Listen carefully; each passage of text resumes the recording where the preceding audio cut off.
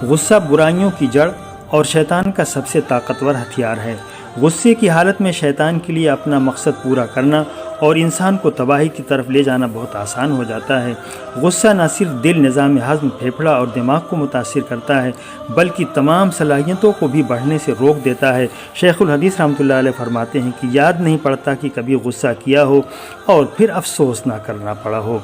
गुस्से की हालत में इंसान ऐसा अंधा हो जाता है कि माँ बाप तो दरकिनार, अल्लाह की शान में भी बड़ी बड़ी गुस्ताखियाँ कर बैठता है।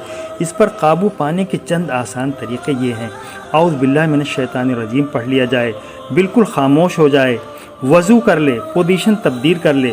बुज़ुर्गों का कहना है कि चूँकि गुस्सा नफ्स और शैतान की वजह से आता है, इसलिए अपने ऊपर कुछ नफिलें पढ़ने या सदका करने का तावान मुतय्यन कर ले।